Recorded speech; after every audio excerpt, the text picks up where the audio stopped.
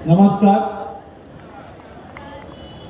तो जो मेरा परिचय दिया गया, तो आप मुझे जानते नहीं होंगे, थोड़ा आज समझ लेते हैं। तो ये आंतरिक फाउंडेशन की तरफ से, मुंबई में ही आंतरिक फाउंडेशन है, और ये युवाओं को, बड़े लोगों को, या कोई भी वर्ग का हो, कोई भी जाति का हो, धर्म का हो, हम सबको सनातन धर्म का ज्ञान देते हैं। एंड मेरे मान्यता ये है कि आज ये नए लोग अधिकतर धर्म से जुड़ते नहीं है। उसके 3 मुख्य कारण हैं। पहला कारण तो ये है कि उसको शास्त्र विज्ञान युक्त सिखाया नहीं जाता है, या उसका गूढ़ अर्थ जो होता है वो सिखाया नहीं जाता। मतलब अगर आदमी बोलता है कि ये देवी के 8 हाथ 16 हाथ ऐसे कैसे हो गए, ये गणपति है सोम वाला, या ऐसा वाला कैसे हो गया, या कोई भी अगर सवाल पूछा, ये पुष्प क्यों अर्पण किया या कुछ भी किया, तो आज का आदमी अधिकतर उसको जवाब नहीं दे पाता। या तो साइंस के एंगल से बोलो, या ठीक से आध्यात्मिक एंगल से, वो उसको जवाब मिलता नहीं है। इसलिए जो युवा है वो जुड़ता नहीं है। ये बहुत सारे लोग भी जुड़ते नहीं है। तो हमने आंतरिक में काफी सारे ग्रंथों का, अपने बहुत सारे ग्रंथों का डीकोडिंग जिसको बोलते हैं, क्योंकि अपनी कोडेड भाषा जिसका गूढ़ अर्थ जो है वो सिखाना चालू कर दो। मेरा परिचय में से एक बात बताओ, ताकि नए लोग जुड़ना उसमें से चालू हो गए। उसके बाद दूसरा प्रॉब्लम आना चालू हो गया कि युवा को साइंस तो चाहिए, साइंस के एंगल से सिखाना चालू कर दिया। उसका गूढ़ अर्थ चाहिए था, वो सिखाना चालू कर दिया। लेकिन वो बोलते हैं कि ठीक है, हम मंदिर में घंटी बजाने आएंगे, हम पुष्प भी चढ़ाएंगे, जो बोलोगे करते, लेकिन फलश्रुति बताओ। जो पूजा करते हैं, जो यज्ञ करते हैं, जो कर्मकांड करते हैं, उसको एक फलश्रुति होती है ना। पूजा के बाद पुत्रार्थ लभते पुत्रार्थ, धनार्थ लभते धनम, या कुछ तो मोक्षार्थ लभते गति में कुछ बोलते हैं। तो मुझे हील होना है, मुझे क्या रोग जाना है, कुछ भी, तो पंडित जी बहुत पूजा पाठ तो करते हैं, हमने बहुत सारे उपाय किए, यज्ञ किया, अंगूठी पहना, सब कुछ किया, बहुत कुछ किया बोलते हैं, लेकिन फल नहीं आता। तो मैंने बोला इस समस्या का भी कुछ हल करना होगा। तो ज्ञान तो दे दिया, और दूसरी बात आ गया उसका अभी और यहाँ, नाउ एंड हियर, ये तत्व पे ऐसी साधनाएं, शक्तिपात वाली साधनाएं वगैरह हमने कराना चालू कर दिया, जिसके वजह से अगर आप अभी आते हो, अभी आप बैठे हो, तो कठोपनिषद बोलता है नायम आत्मा प्रवचने न बहुश्रुते न वगैरह, कितना भी सुनो, कितना भी ज्ञान लो, उससे कुछ फर्क नहीं पड़ेगा। पड़ता है वो गुरु जब आपको शक्तिपात दीक्षा जब देता है वगैरह, साधना, आप शरणागति से गुरु के पास जब आते हो, तो 2 चीज़ों के हो जाता है। तो हमने ऐसी नई साधनाएं, तंत्र वाली भी, वैदिक वाली भी, ऐसी चालू कर दी, जिससे तुरंत अभी और यहाँ उसकी फलश्रुति आती है। तो शिष्य आना चालू हो गए, गर्दी होना चालू हो गई। तो यकीन नहीं करोगे, ऐसी ही अगर गर्दी है तो हमारे प्रवचन में आते हैं, तो कोई व्हील चेयर पे आता है, फिर बाद में वो 1 घंटे की साधना नहीं होती है, उसको मैं पूरा मैदान दौड़ाता हूँ, चाहे वो 60 साल का हो, 70 का हो, या 10 साल का, या तुम्हारा स्टोन हो। अभी ये चमत्कार करके नहीं होता है। एक छोटी सी घटना बताता हूँ, ये सब YouTube पे रिकॉर्डिंग्स भी है, ये सब मिरेकल्स वाले हीलिंग जिसको आप बोलते हैं, वो आपके अंदर के सेल्फ हीलिंग पावर से जागरूक करने को मैं आया। पूरे विश्व में, भारत को ये विद्या विश्व में है, और आज वो लुप्त होती गई। ये कैसे होता है? तो एक स्त्री थी, तो उसका कुछ ऑपरेशन था, वो स्टोन हुआ था, कुछ गॉल ब्लैडर में स्टोन या कुछ ऐसा हुआ था, और बड़ा था, जो ऑपरेशन होना था उसका 3 दिन के बाद। और हमारी साधना थी 2 दिन पहले थी, तो यहाँ आके साधना करके चली गई। एंड अचानक वो डॉक्टर ने बोला तुम्हारा सब सोनोग्राफी में अभी तो स्टोन कुछ है ही नहीं अभी। तो स्टेज पे आके मेरे को बोलते, गुरुजी, आचार्य जी, आपने तो बड़ा चमत्कार कर दिया। मैंने बोला मैं कौन सा चमत्कार कर दिया? तो रोज ही चमत्कार होते हैं हमारे यहाँ पे। क्या चमत्कार? बोलते हैं आपने बिना सर्जरी का ये मेरा स्टोन गायब किया, कैसे बताओ? तो मैंने बोला मुझसे ज्यादा चमत्कार तो तू करती है, तू पहले मुझे बता, बिना सर्जरी के तूने स्टोन अंदर डाला कैसा, मुझे बता। वो अगर तू बता सकती है तो उसकी उल्टी प्रक्रिया मुझे पता है। तूने 20 साल कम से कम कुछ उल्टा सीधा मन में ख्याल रखा था, किसी का में द्वेष रखते हो या कुछ तो बुरे विचार हम जब अधिकतर रखते हैं तो वो स्टोन दिन के दर से होता है। वैसे शास्त्र ठीक ठीक से जब अच्छी बात भी हम छुपा के रखते हैं बहुत बार, मतलब किसी को दया करना है, क्षमा करना है, दान देना, लेकिन कैसे दूं कैसे करूं, हृदय का भी प्रॉब्लम आएगा, हार्ट का प्रॉब्लम भी आएगा। बात करनी थी लेकिन की नहीं तो थायराइड वगैरह सब आ जाता है, अति गुस्सा होगा तो सब हर चीज आया, डर बहुत लगता है तो जॉइंट पेन स्त्रियों को खास करके होना ही होना है, या यूरिन प्रॉब्लम। तो इस तरह से हमने हीलिंग से लेके फिर श्री विद्या मतलब धन का, मतलब जो लड़का ये कह रहा है कि मुझे नौकरी नहीं है, ऐसा व्यक्ति 4-5 दिन की साधना से करता है एंड अचानक करोड़ों का बिजनेस में कैसा चालू करूं। मैंने ये नहीं बोला कि करोड़ों रुपए दूसरे दिन कमाता है, करोड़ों की उसका मतलब सोच अंदर आ जाती है, मतलब संस्कार बदल जाते हैं। तो ऐसे हमने नाव एंड ईयर वाले रिजल्ट ये देना चालू कर दिया कि रिलेशंस मतलब अपने रिश्ते, आप यकीन नहीं करोगे, मैं शुरुआत ही ऐसी कर रही हूँ, ये ऐसा है पॉसिबल है, शक्य है, तभी तो उसका डेमो पूरे देश भर देने के लिए मैं आता हूँ। तो तीसरा होता है रिश्ता। रिश्ते में आपका कितना भी बड़ा शत्रु क्यों ना, हम क्षमापान की साधना ऐसे करा के लेते हैं कि वो साधना खत्म होने से पहले वो शत्रु आपको फोन करता है, चाहे वो कितना बड़े मंत्री भी क्यों ना हो या कोई भी, वो फोन करता है, सॉरी, आई लव यू, ऐसा मत करना। तो ये शत्रु बाहर नहीं होता, तुम्हारा मन का कुछ तो उसको बोलते ना ओवरऑलिंग किया जाता है, पूरा खोल के सब रिपेयरिंग कर दिया जाता है। ऐसे 2 साल हो गया है। पहला क्या बोला, डिकोडिंग नहीं होता, ज्ञान दिया जाता है, गूढ़ा होता है वो बताया जाता है। दूसरा होता है नाव एंड ईयर, अभी और यहाँ उसके फलश्रुति दी जाती है। और तीसरा मैंने बोला कि गुरु अक्सर 50 सीढ़ियां ऊपर जाके बैठते हैं, मतलब मैं कुछ तो हूँ, ऐसे अप्रोचेबल नहीं होते। तो मैंने, जबकि वो भगवा वस्त्र था पूर्णा पहनने के लिए, जिसको एलिजिबल बोलते हैं, बाकी बहुत सारे सन्यासी बोलते हैं कि हम भगवद गीता पढ़े हैं, पढ़ाते हैं, आप भगवद गीता जी रहे हो, तो मैंने वो छोड़ दिया, सफेद वस्त्र में आ गया। आप यकीन नहीं करो, कॉर्पोरेट वाले लोगों को सिखाना है तो मैं टी शर्ट जींस में भी जाता हूँ, लेकिन सफेद वाला होता है वो शर्ट, कुर्ता में भी आता हूँ, धोती में भी आता हूँ, सब जगह में। लेकिन मेरी बात तो सुनेगा कि, तो मुझे बता, फलश्रुति में मुझे इंटरेस्ट है, वस्त्र से कुछ फर्क नहीं पड़ता है, शरीर से कुछ मतलब नहीं तो वस्त्र से कुछ नहीं होगा। तो ये भाव, ये 3 से काफी युवा जुड़ने लगे। फिर एक टाइम आ गया जब चमत्कार के लिए तालियां बजना चालू हो गई। फिर मैंने बोला चमत्कार को नमस्कार मत करना, वो बड़ी बात नहीं है, नमस्कार ठीक से करना, फिर तुम्हारे जीवन में चमत्कार होना चालू हो जाएंगे। तो मतलब पूर्ण रूप से झुकना, पूर्ण रूप से अहंकार छोड़ना, मतलब झुको तो पूर्ण झुको किसी गुरु के सामने, पूर्ण झुको जिसको तुम मानते हो, कोई भी गुरु, मैं कोई याद करने की यही कह रहा है और कह रहा हूँ, जो आपका गुरु होगा वहां पे झुको, लेकिन पूर्ण रूप से झुको। तो अब थोड़ी सी भविष्यवाणी बताता हूँ, विषय पर शुरुआत करता हूँ कि परिणाम जो क्या विश्व गुरु बनने की बात कर रहे भारत, तो कुछ बातें सीधे दिल को लगेगी ऐसा बोलूंगा, कुछ देश के बारे में कुछ होगी, कोई आपने कुछ बातें सुनी होगी, कुछ नहीं होगी, कुछ जो सुनी होगी वो नई तरीके से बोलूंगा, ठीक है। तो सर्वप्रथम ये भारत का भविष्य जो काफी आपने यहाँ वहां से भी सुना होगा कि 2012 से 28 ये कुछ युग परिवर्तन का पीरियड चल रहा है, बराबर, सब बोला जा रहा है कि युग परिवर्तन है, युग परिवर्तन का, ठीक है, मतलब डेफिनेटली कुछ तो चेंज तो होना ही होना है।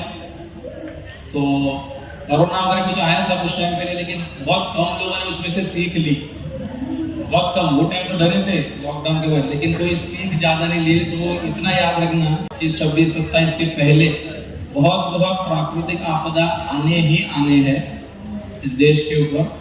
हाँ, तो हम उसमें से बचेंगे, आगे कुछ जाएंगे, वो आगे बताऊंगा कैसे, लेकिन आग से, पानी से, वायु से और एक बीमारी वाला ये बहुत बड़ा संकट आना है। राजनीति में भी बहुत बड़ा तूफान आने वाला है, बहुत बड़ा बदलाव आएगा। हाँ, 2029 का बात कर रहा हूँ, 24 का नहीं बात कर रहा हूँ। 29 में सारे आध्यात्मिक लोग ही पार्लियामेंट में होंगे, A to Z। मैंने कहा आज का कोई होगा आपका नहीं होगा, आज की स्थिति में तो पक्का नहीं होंगे, वो पूर्ण रूप से बदल जाएंगे। और अंतर्योग की जैसा हम अगस्त्य मुनि दक्षिण के है उसके नाड़ी शास्त्र बोलते हैं ना, नाड़ी एस्ट्रोलॉजी, वो हो चाहे बाकी बहुत सारे गुरु, उनका मेरा अंतरिक्ष का और मेरा भी भविष्य भी तो होगा, कुछ कथन आता है अंतरिक्ष का क्या कार्य है अगले, वो बताता हूँ। उसमें बोला है 2029 का पार्लियामेंट के अराउंड 90 स्टूडेंट 90% तो जो होंगे वो अंतरिक्ष के शिष्य होंगे, ऐसा बोला गया। और मेरा काम क्या है बताता हूँ। इस देश में हर संस्था में जाते रहता हूँ, कभी दत्त संप्रदाय के जाता हूँ, कभी देवी के उसमें जाता हूँ। तो भारत में अलग अलग अलग परमात्मा मानते, कोई देवी, कोई विष्णु, कोई गणपति, कोई सूर्य वगैरह सब, कोई शिव या कोई और उसका आत्मा होगा, उसमें नए नए स्वरूप वाला मानने वाले होते। लेकिन सब में कुछ तो कॉमन तो कुछ तो होगा जिसको ओंकार वगैरह हम बोलते। तो वो हर संस्था अपने अपने साधकों के साथ, अपने अपने गुरु, अपनी परंपरा, अपनी पूजा पाठ, वो गलत कोई भी नहीं है, वो एक एक मणि है, ऐसा मैं समझता हूँ। एक मणि है, कोई बड़ा है कोई छोटा है, लेकिन ये सिर्फ हिंदुओं का नहीं, विश्व का गुरु अगर हमको बनना है तो विश्व के सारे संस्था है, दूसरे धर्मों के भी होंगे, उनकी भी संस्था होंगे, उनके भी लोग होंगे, उनके भी गुरु होंगे। तो वो सारे एक एक एक एक एक मणि को किसी धागे में पिरोना होगा, वो धागा अंतर्योग होगा, ऐसा भविष्यवाणी बोली गई। देखते आगे होगा सकती पक्का, हर जगह जाते रहता हूँ। यहाँ आज पहुँच चुका हूँ, तो कुछ अगर आपकी इच्छा होगी तो लास्ट को साधना भी लूंगा, जिससे तुरंत यहीं पे लाइव बहुत लोगों के रोग चले जा सकते हैं। यही कोई भी जितना जो बोलना है वो, या आपकी प्रॉब्लम से घर जाने से पहले हो चुके होंगे। थोड़े विषय सीधे बात करते हूँ। अभी एक, हम विश्व गुरु बनेंगे करके बोला है, बराबर। तो मैं भविष्यवाणी कुछ बता रहा था। तो अभी 2032 में अभी आप हमारी भारत के अगर कुंडली देखते हैं तो थोड़ा एस्ट्रोलॉजी समझता हो वो मेरी बात समझ रहे होंगे। 2032 में राहु की दशा आएगी, और जैसे राहु की दशा आएगी तो विदेशियों का या बाकी मुल्कों का या बाकी लोगों का ही राज्य वापस आना, ऐसी दशा है। जो जानता रहे उनको पता होगा जो भी बोल रहा हूँ। 32 के बाद 50 तक राहु का काल है, तकलीफ का काल वगैरह आएगा। लेकिन उसके पहले कुछ उपाय भी करेंगे तो नहीं होता है कि नहीं। तो 2028 तक ये जो युग परिवर्तन का पीरियड है, तब तक कोई तो सारे इस देश के आध्यात्मिक लोग जुड़ जाएंगे करके बोला है। नया गवर्नेंस, नया सब कुछ, नया तरीके से बहुत कुछ बदलाव होके आएगा। और वो 32 को उसके पहले हम विश्व गुरु बनने का डेफिनेटली भारत का फिर भाग्य होगा। पर ये नहीं किया तो गुलामी का भी युग आना है, याद रखना। लेकिन वो नहीं होगा, क्योंकि ये मैं एक ही वाक्य बोलूंगा, इंग्लिश में हमेशा मैं बोलता था, the kings will mercilessly try to clean the system. वो पूरा साफ करने को ट्राई तो करेंगे सब कुछ systems, but they will fail miserably. Miserably मतलब वो कर नहीं पाएंगे सब कुछ। जो नोटबंदी करो से लेके बाकी जो करना है वो सब कुछ करो, हुआ नहीं ना कुछ। तो प्रयत्न तो होगा, लेकिन होगा नहीं। उसके बाद उनको आध्यात्मिक गुरुओं के पास आना पड़ेगा। 27-28 तक ये हो जाएगा, उसके बाद 29 में आपको दिख जाएगा कि आध्यात्मिक सब रह जाएगा। तो मेरा भी सवाल एक है कि भारत विश्व गुरु बनेगा तो कुछ चीजें समझनी होगी। पहले भारत मतलब क्या?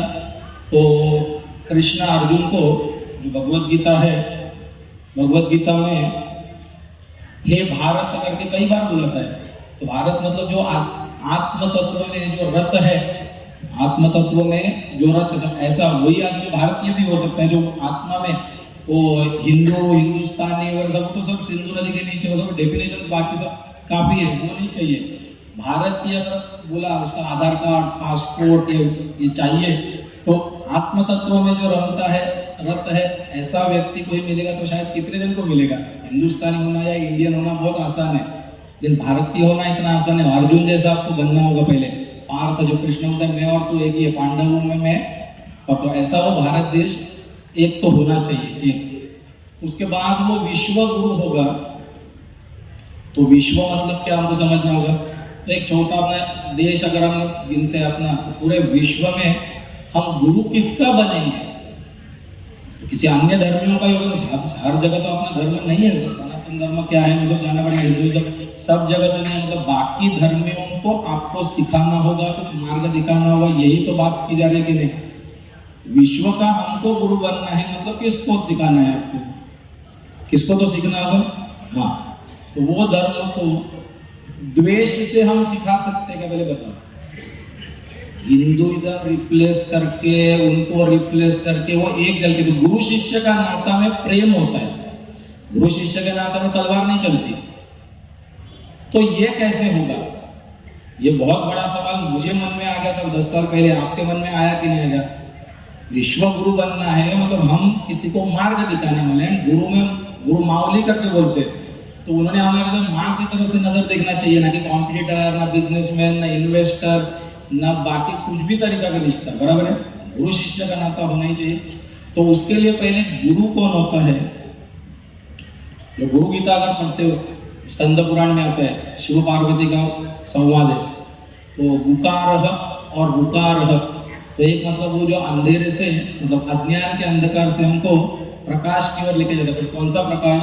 ट्यूबलाइट वाला नहीं, सूर्य वाला नहीं, आत्मज्ञान का, ज्ञान के प्रकाश में जो हमको लेके जाते हैं।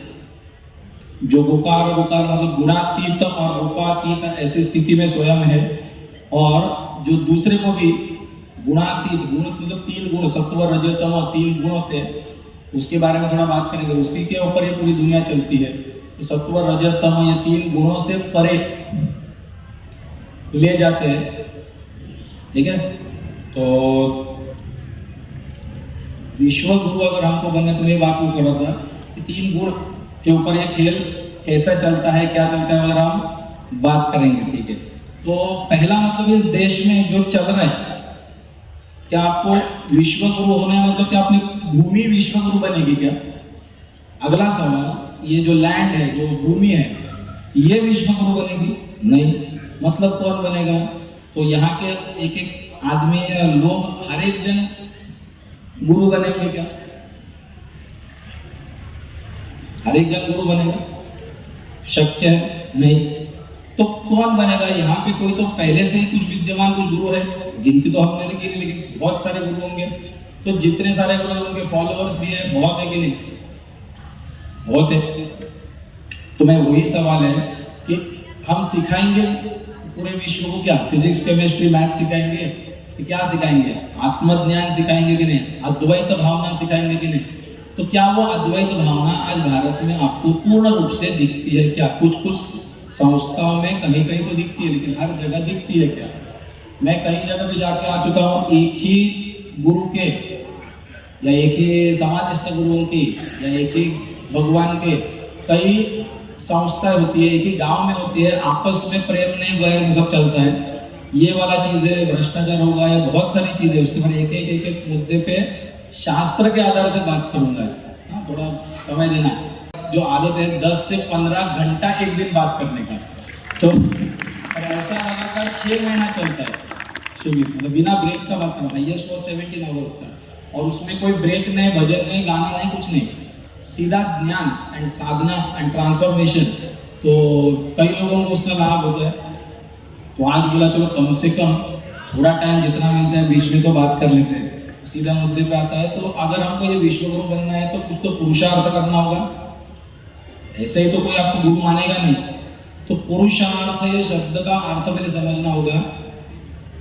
तो पुरुष, ये पुरुष प्रकृति हम जो बोलते हैं, परमात्मा ओंकार वाला, तो पुरुष पुरुष, पूरा मतलब ये गांव, एक गांव है।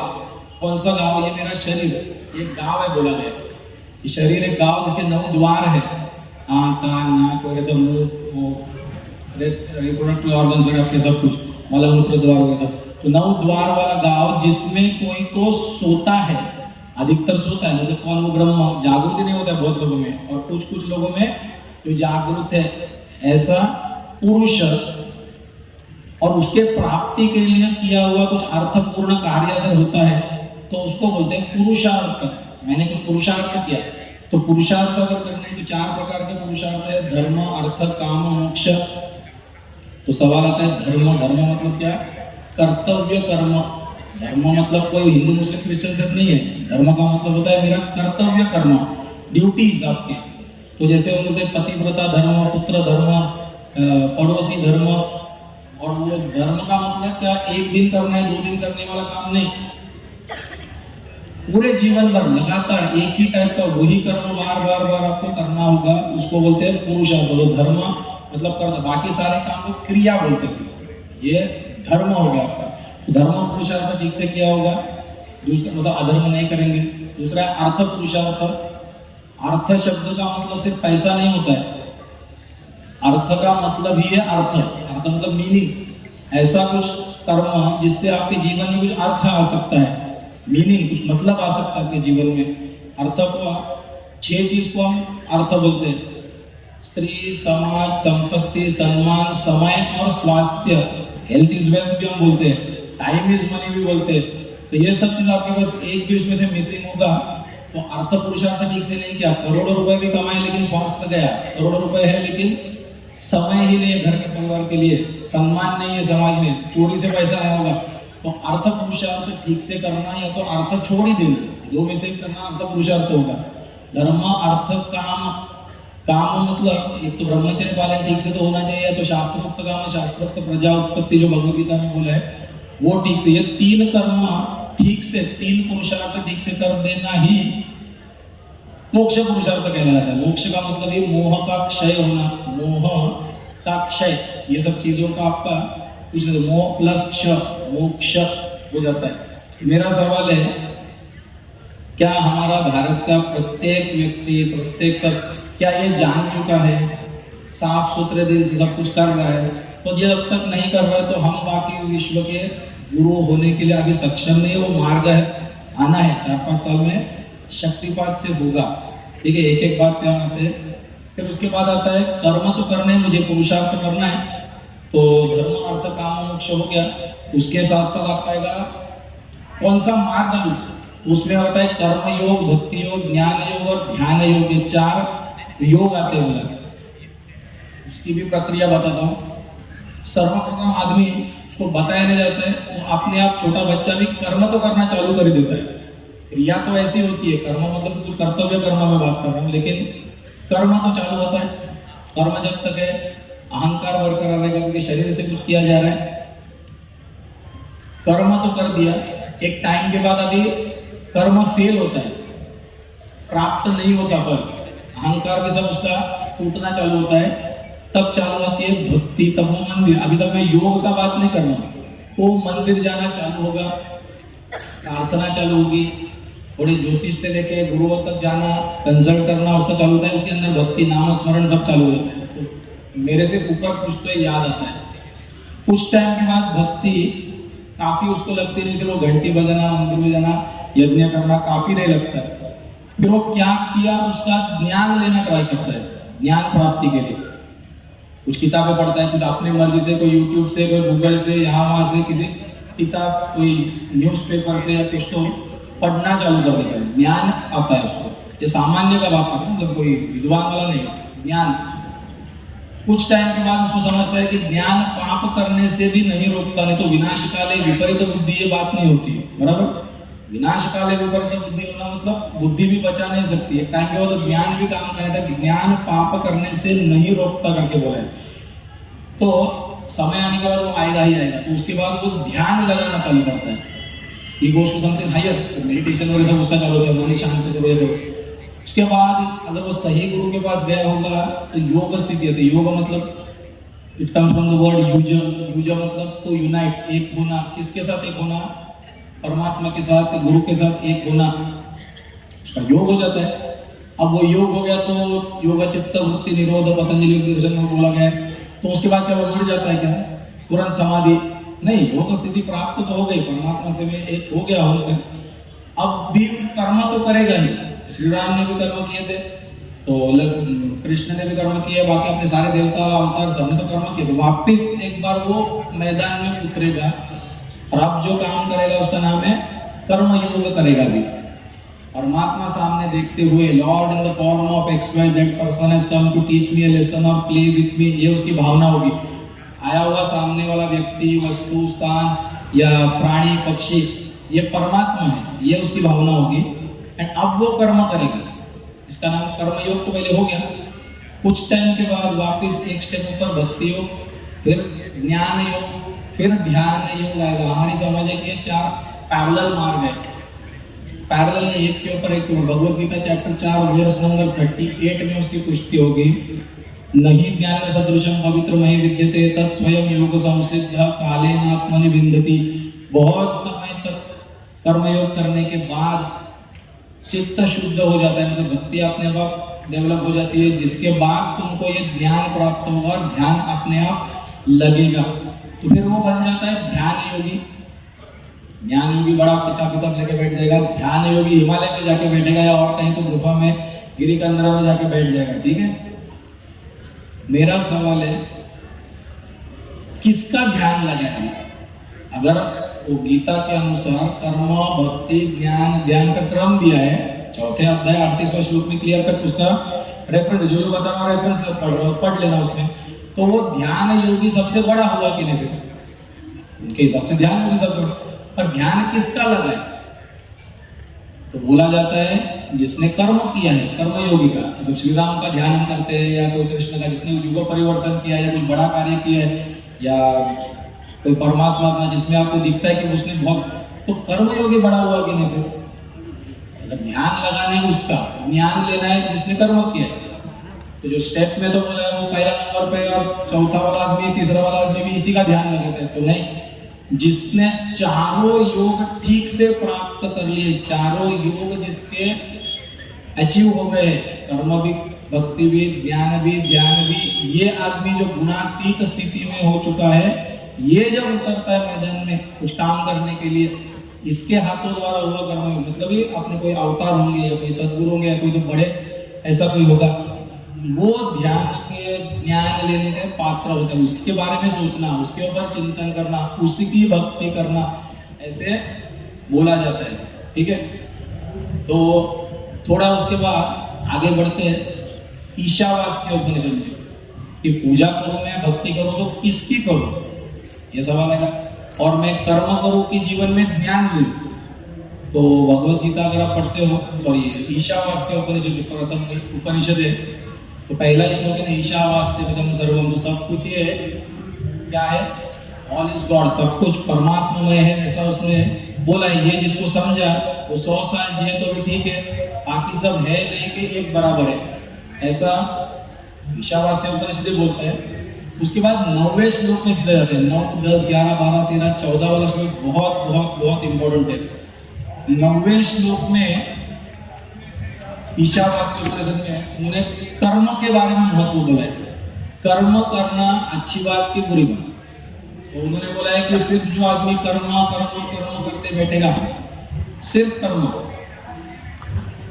तो उसका पुनर्जन्म होना तय है, उसको अहंकार आना डेफिनेटली पॉसिबल है, ऐसा कौन बोलता है? ईशावास्य उपनिषद। उसके बाद मैं ये कह रहा था कि कर्म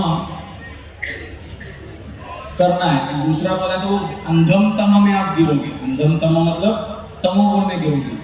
और जो सिर्फ ज्ञान लेगा, ज्ञान ज्ञान ज्ञान के पीछे में जाएगा, उसको बोला है तुम और घोर अंधम तम में जाओगे, क्योंकि वो कर्म करेगा ही नहीं, जो कर्म कर रहा है उसको भी रोकेगा, सिर्फ ज्ञान अगर ले जाओ। तो उन्होंने बोला है कि ज्ञान युक्त कर्म करना होगा तुम्हें, क्योंकि सिर्फ ज्ञान ले, जो आपका ज्ञान आप लेते हो, सादा कॉलेज में भी जाते हो, इंजीनियरिंग डिग्री लेते हो, तो उसका असली मजा होता है कुछ कर्म में, उसका एप्लीकेशन में होता है कि नहीं, कुछ पैसा उसमें से कुछ कर पाओगे, कमा पाओगे। वैसे आध्यात्मिक ज्ञान का भी कुछ तो उसमें फलश्रुति होगा। तो ज्ञान युक्त कर्म करना। और दूसरी बात बोलिए संभूति असंभूति में, साकार ब्रह्म की पूजा करो कि निराकार की करो। तो उसने बोला है कि जो साकार ब्रह्म की पूजा करते हैं, साकार मतलब मूर्ति पूजन अधिक कहाँ पे होता है? भारत में, हिंदुस्तान। बात कौन कर रहा है?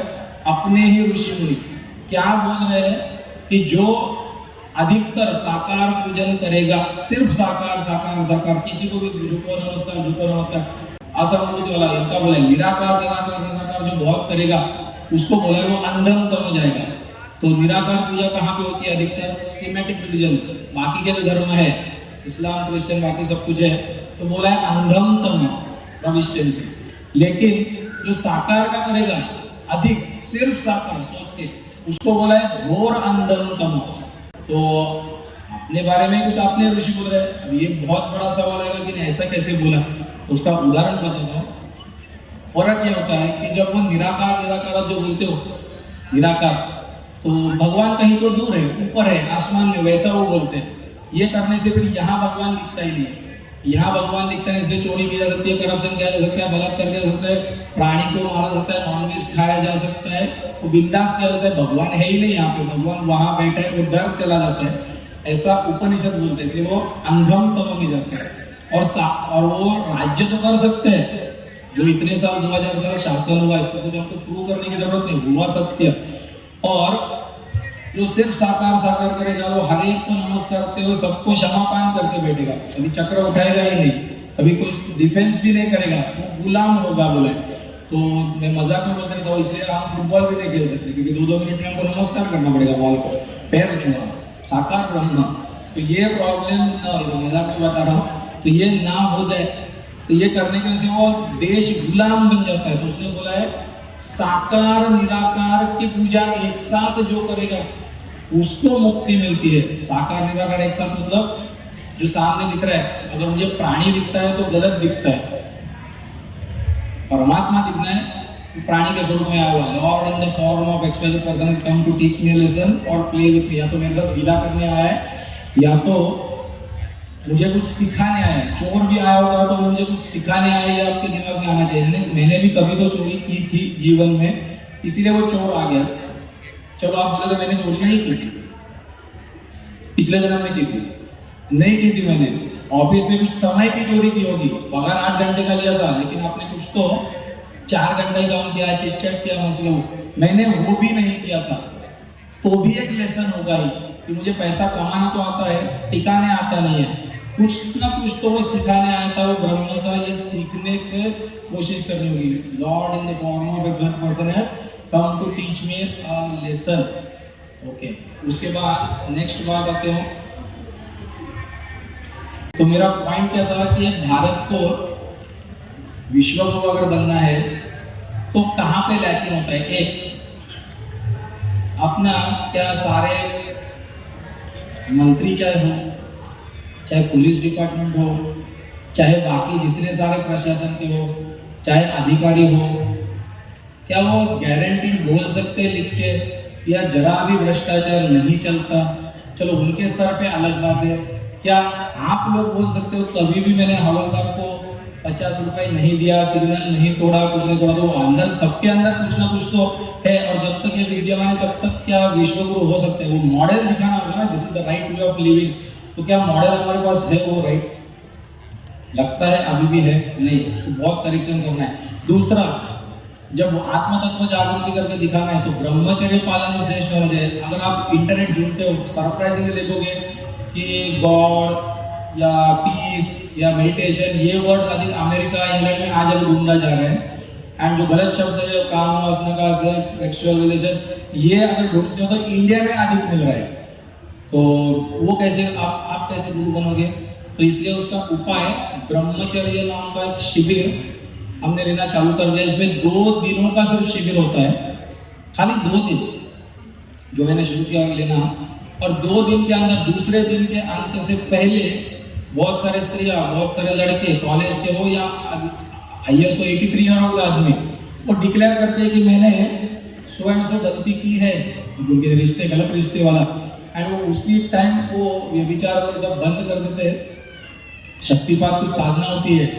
83 ईयर ओल्ड का व्यक्ति कन्फेस करता है कि मैं 36 साल का था तो गलत किया था, वो दादी को बोलने को डर लगता है, बट वो साधना के बाद इतना परिणाम होता है कि उनको जाने से पहले सब कुछ हील हो जाता है। ये सब साधना है, हमने चालू कर दी थी ब्रह्मचर्य। तो आज विश्व गुरु बनने के सपने तो हम देख रहे हैं, पर क्या हर व्यक्ति वो ब्रह्मचर्य पालन की स्थिति में पहुंच गया क्या? इतना ही मेरा सवाल है।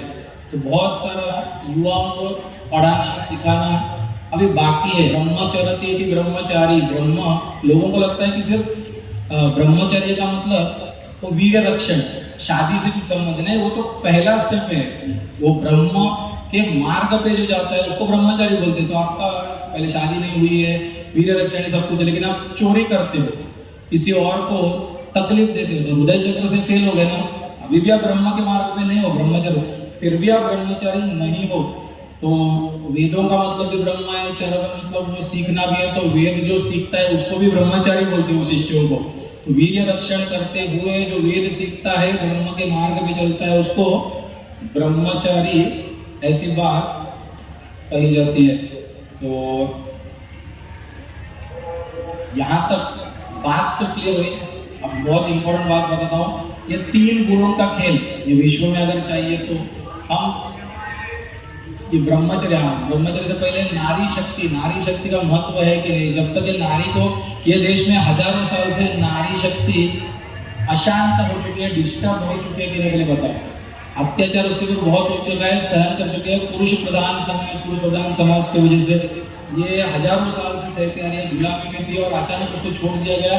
तो उसके आदर्श सीता माता वगैरह कम होते, फिल्म हीरोइन वगैरह ज्यादा हो गई, वो भी तो गलतियां हो गई है।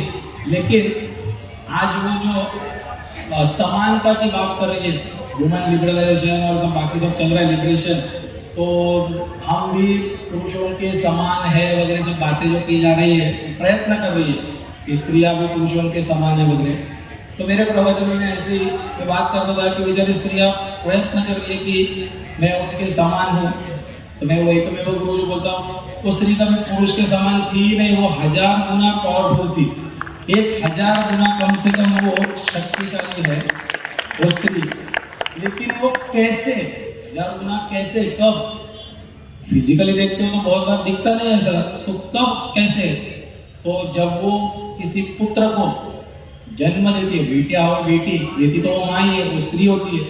तो जब वो पुत्र छोटा होता है ना, 5 साल के लिए, लालयेत पंचवर्षाणि ताड़येत 10 वर्षाणि, अगले 10 साल तक उसको तुम पढ़ाना था, मारना भी था, वो टाइम तुम्हारी शक्ति उससे कम से कम 1000 गुना अधिक होती है।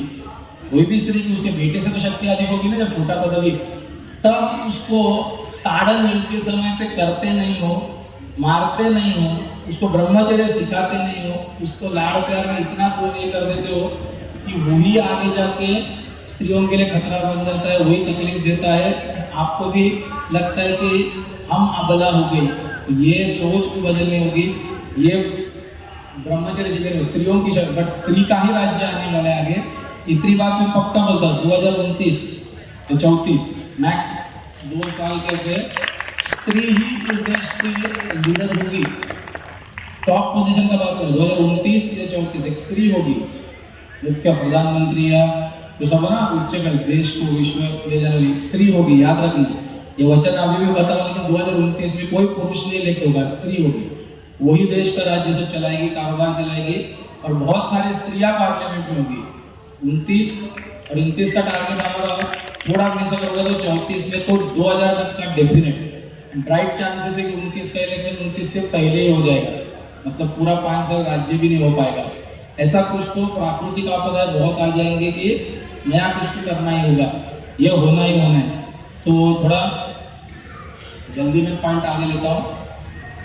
ये भगवत गीता में 14वां अध्याय में 3 गुणों की बात की है, और इसी 3 गुणों का खेल है। दुर्गा सप्तशती पढ़ते हो, मार्कंडेय पुराण में दुर्गा देवी के 3 स्वरूप बोले, सत्व रज तम।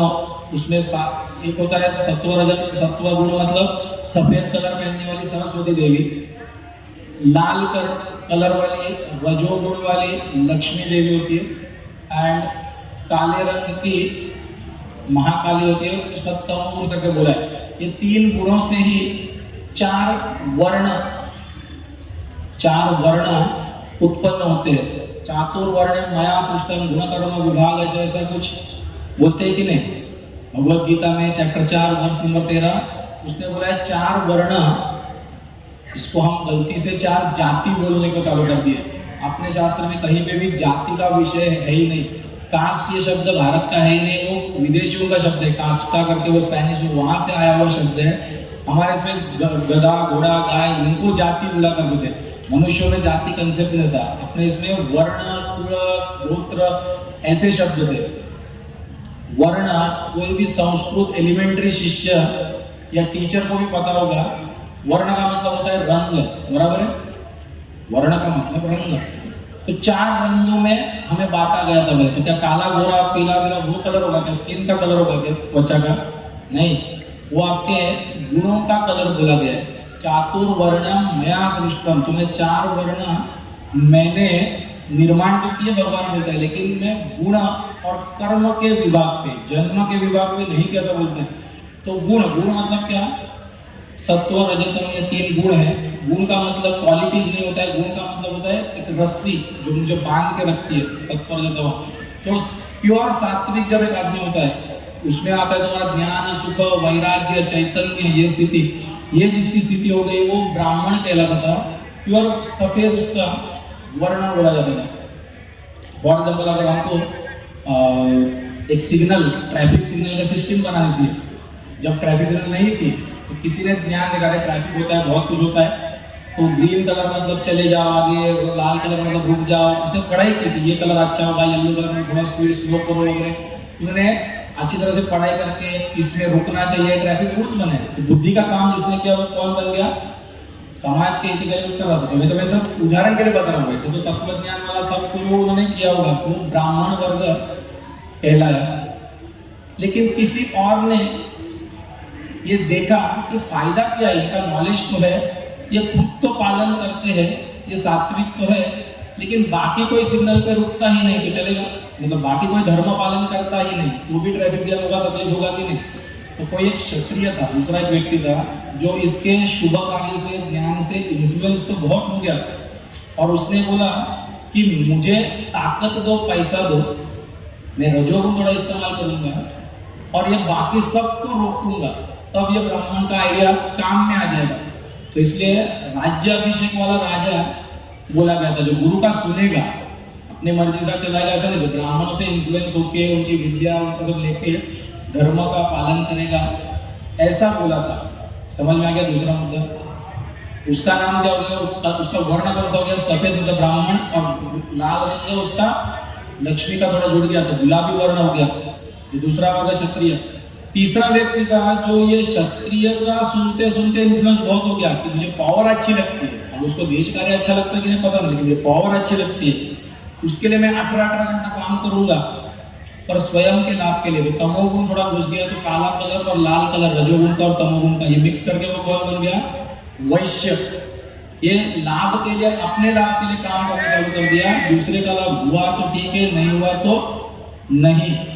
और चौथा वर्ग कौन सा, सेवक वर्ग, तो उसको तमोगुण करके बोला गया है, आलस्य प्रमाद करके, या उसको अज्ञान करके बोला गया है। तो ये 4 वर्णों में मनुष्य बट गया।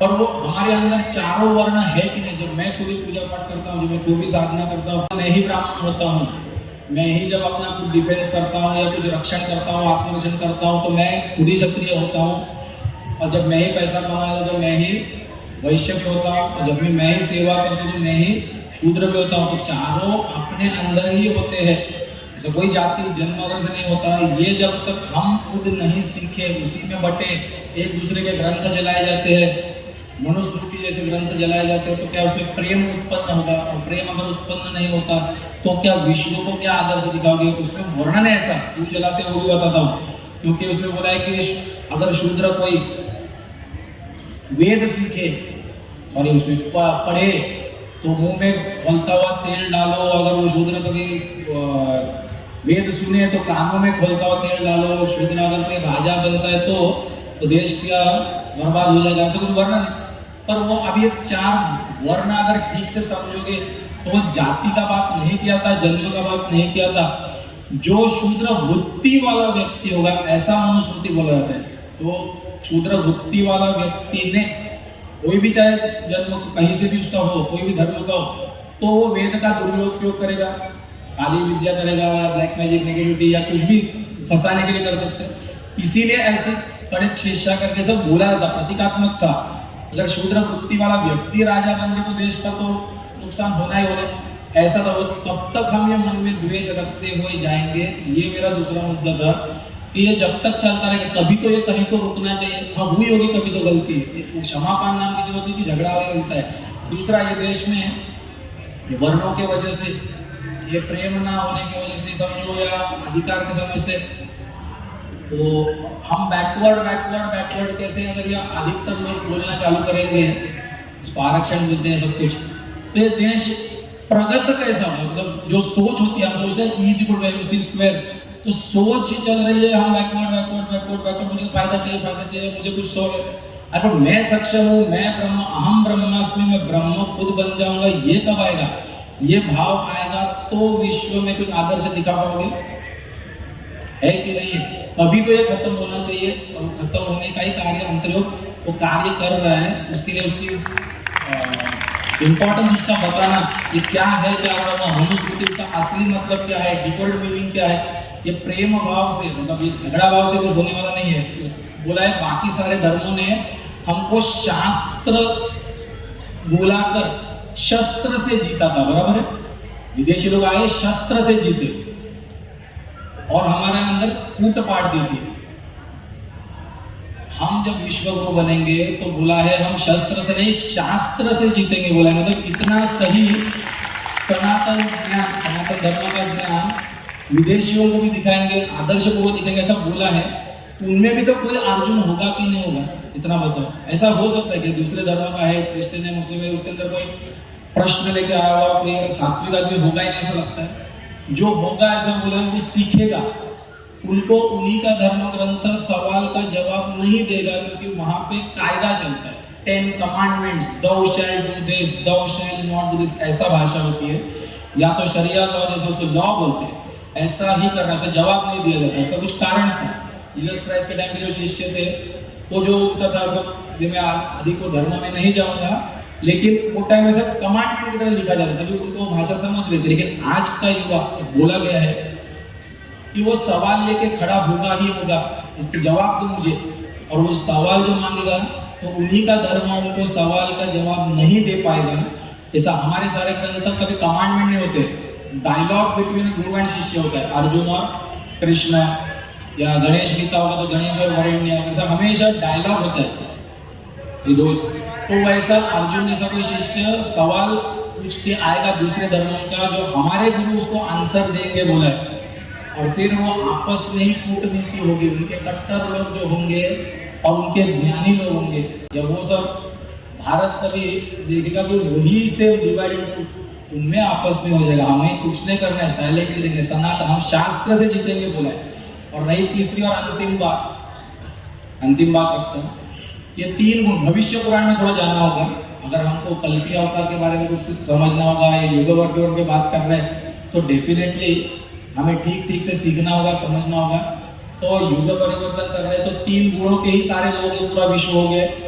तो 3 गुणों में सत्व गुण में आता है ज्ञान, सुख, वैराग्य, चैतन्य, सहनशीलता वगैरह सब, ये सब चीज आती है, सात्विकता, दूसरों को क्षमा करना वगैरह। रजोगुण जो है, रजोगुण में बोला है आरंभ शूर, अहंकार या जल्दबाजी में काम करना, पैसा कर्म फल प्रधानता, उसकी अपेक्षा करना वगैरह। एंड तमोगुण में बोला है वो विनाश या आलस्य या प्रमाद या अज्ञान या बाकी सब काम वासना आदि वगैरह सब कुछ, ये सब बोला है। ठीक है, तो अगर ठीक से भविष्य पुराण पढ़ते हो तो शुरू में था सनातन धर्म। सनातन का मतलब इटर्नल मतलब जो शुरू से पृथ्वी थी तभी से जो धर्म था उसका नाम है सनातन धर्म। हिंदुइज्म सबसे पहले नहीं था। सनातन मतलब बस वो था शुरू से, इटर्नल उसका नाम ही, पहले से जो विद्यमान था, रूल्स थे, तो सर्वप्रथम लोग थे वो हिंदू ने सीख लिया। तो हमको लगता है हिंदुइज्म एंड सनातन एग्जैक्टली से, बट सनातन में से तीनों गुणों का ज्ञान था। सत्व गुण प्रधान वो हिंदू हो गए। सत्व प्रधान मतलब सहनशीलता, कितना भी भगवान के बारे में बात करें, कितना भी बात करें, कोई भी क्या कार्टून बनाए, जोक बनाए, हम क्षमा करते हैं। हमें बोला जाता है स्पिरिट ऑफ मुंबई, या बॉम्ब स्फोट होता है हमारे, तो भी बोलते हैं बड़े बड़े शहरों में से छोटी छोटी बातें होते हैं, ऐसा हमें बोला जाता है। 1500 साल से गुलामी हमने सही, वो भी बोला जाता है हम ऐसे खड़े हुए। अरे पर 1500 साल गुलामी की स्थिति आई क्यों पहले? तो ये अति सत्व गुणी सहनशील, ये गुण हुआ हिंदू का। क्रिश्चियन धर्म ये भविष्य पुराण में वर्णन है। जीसस क्राइस्ट यीशु क्रिस्त उनके 12 साल से 30 साल तक, 18 साल का उनका भारत में वास्तव था। सारे धर्मों उन्होंने यहीं से सीखे थे। गुणा प्रदेश करके बोले, मतलब मानस, और वहां जाके वो सीखे थे। तभी शालिवान राजा था, फिर वो वहां जाके उनको सनातन ही बताना था, यही से सीखे थे। लेकिन उसमें अधिकतर रजोगुण प्रधान वो विद्या सिखाई गई बोले। और जो इस्लाम धर्म जो बोला गया है उसमें Mohammed peace be upon him भी बोलते हैं, वो टाइम पे राजा भोज करके था, प्रति सर्ग वर्ग, ये विभाग कभी भविष्य पुराण में पढ़ना, उन्होंने भी दुर्गा सप्तशती का नवार्ण मंत्र सीखा था, यहीं से उसका वर्णन है। लेकिन उसमें काली के उपासक अधिक वो बने थे एंड वो वहाँ पे प्रचार हुआ, मतलब वहाँ पे जरा बात न हुई कुछ तो तलवार बाहर निकलती है, इंटॉलरेंस अधिक होगा, कामना वासना अधिक उत्पत्ति संतान, वो सब वहाँ पे आपने गलत एक भी चीज उसमें नहीं, तीनों गुणों की जरूरत है, तीनों गुण ये धरती पे विद्यमान है। हमारे धर्म में बोला है कि गुरु का अपमान अगर होता है, भगवान का अपमान होता है, तो गुरु गीता बोलते हैं उसकी जबान काट दो या उसको मारो। कभी 100 गलती होने के बाद तो चक्र चलेगा कि नहीं चलेगा? श्री कृष्ण ने चलाया था कि नहीं? तो हमारे अंदर में वो तमस शक्ति थोड़ी तो आनी चाहिए, रजस शक्ति आनी चाहिए। तो ये तीनों धर्मों को ये सनातनी गुरु तीनों गुणों का बैलेंस कैसे करना है, उनको भी पहले थोड़ा क्षमा होने के बाद तलवार चलनी चाहिए। अपना भी क्षमा क्षमा क्षमा करके सिर्फ सहन नहीं करना है, कभी तो चक्र चलना ही होगा। ये सब बैलेंस वाली विद्या दुर्गा सप्तशती बीज मंत्रात्मक तंत्रोक्त बीज मंत्र साधना करके ये मैंने बीज मंत्र वाली कंपोज के जो 20 मिनट में होती है स्वयं तंत्र विद्या वाली, आज भारत में कहीं पे भी वो विद्यमान है। मैं खत्म करने से पहले इतनी बात करता हूँ कि तंत्रोक्त बीज मंत्रात्मक साधना 20 मिनट में खत्म होती है। भारत के अगर 2% लोग अगर ये प्रार्थना सिर्फ करते हैं, अगर सिर्फ 20 मिनट लगती है इसको, तो इस देश का सारा क्राइम रेट कम होते हुए, मतलब ये भविष्यवाणी भी है कि भारत में अगर दुर्गा सप्तशती है तो अंतर्गत दुर्गा सप्तशती ये फेमस होगा 2-3 साल के अंदर। ये गारंटी बताता हूँ, हर जगह पे जाके इसका प्रचार करते रहता हूँ। ये दुर्गा सप्तशती अभी मुझे करनी थी, आपसे साधना करनी थी, लेकिन अधिक नहीं बात करता हूँ। तो इतना ही फाइनल कंक्लूड करता हूँ कि गुरु और शिष्य में गुरु को शक्तिपात करना होता है, लेकिन किसको? जो शरणागत शिष्य है। तो मेरे कई गुरुओं से मुलाकात हुई थी, कई संतों से मुलाकात मेरी हुई थी, और वो मुझे बोल रहे थे कि युग परिवर्तन होना है तो कोई छत्रपति शिवाजी महाराज जैसा कभी आना पड़ता है। बोला बराबर है। तो वो आए नहीं थे, उनको कई गुरुओं ने बनाया था, कहीं लगता है ऐसा। तो बोलते हैं अधिकारी बच्चे आएंगे तो सिखाएंगे, तब वो कोई तो शिवाजी आएगा। मेरा हर गुरु से वाद वही होता है, मैं इतना ही उनको बोलता हूँ, अधिकारी बच्चे मैं बनाऊंगा। तो हमारे इधर शक्तिपात करते हुए ये सारे फटाफट ट्रांसफॉर्मेशन होते थे। मुझे करना क्या, मैं आयोजकों से पूछूंगा कि साधना हम आज नहीं तो कल या बाद में कभी तो कर सकते हैं क्या? नहीं है तो आप जरूर अंतर्लोक फाउंडेशन का पत्रक है वो ले लेना, वेबसाइट पे भी देखना, यूट्यूब पे देखना, संपर्क कर देना, क्योंकि समय अब मुझे तो कम से कम 10-15 घंटा नॉन स्टॉप बोलने की आदत है। आपको मैंने कुछ भी नहीं बोला, जब शुरुआत जरूर की थी। मैं देखता हूँ लास्ट कुछ पॉइंट बचा है कि नहीं बचा है। मैं ठीक है, ठीक है। तो एक ही अंतिम मुद्दा बताता हूँ लास्ट। ज्ञानेश्वर माऊली ने 800 साल पहले एक वचन बोला था कि एक कुंडली जागृति का ज्ञान तभी कोई मतलब नहीं। 2012 से 28 एक समय आएगा 800 साल के बाद, जब अचानक पूरे देश का या विश्व का कुंडली जागृत करने के लिए सारे सनातन गुरु एक हो जाएंगे। तो वो समय के बहुत नजदीक है हम। फिर श्रीपाद श्री वल्लभ करके दत्त के पहले अवतार जो बोले थे, उन्होंने 1300 के समय में 700 साल पहले यही बात बोली थी कि ऐसा कुछ होने वाला है। क्राइस्ट ने, जीसस क्राइस्ट, यीशु इसने बोला था 2000 साल पहले कि 2000 साल के बाद second Christ will be coming, ये शक्तिपात ही करेगा। तो ऐसे बहुत सारे ग्रंथों में ये पीरियड, ये समय का, युग परिवर्तन का पीरियड आता है। तो मैं अपने अधिक नहीं बात करता हूँ, लेकिन वो एक कार्य भारत से ही होने वाला है। तो मैं वापस एक बार इतने बताता हूँ कि हर जगह, जैसे मैंने अभी बोला कि बहुत सारे गुरु तो है, लेकिन बहुत सारे फिर भगवान, बहुत सारे देवता, ये सब हम अटक गए। तो वो तो बोलेंगे कि अरे हमारा ज्यादा भला है, हमारे पास तो एक ही है, तुम्हारे पास आने के तुम कैसा अद्वैत सिखाओगे?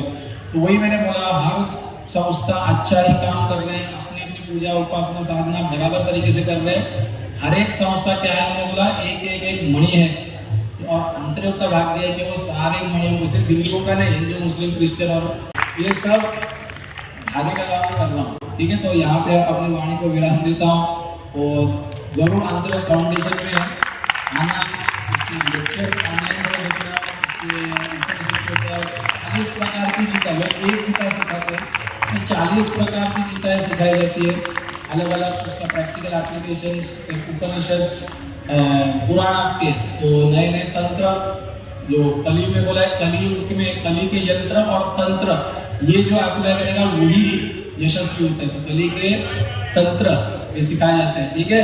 तो यहाँ पे वाणी को विराम देता हूँ। धन्यवाद। भारत माता की जय।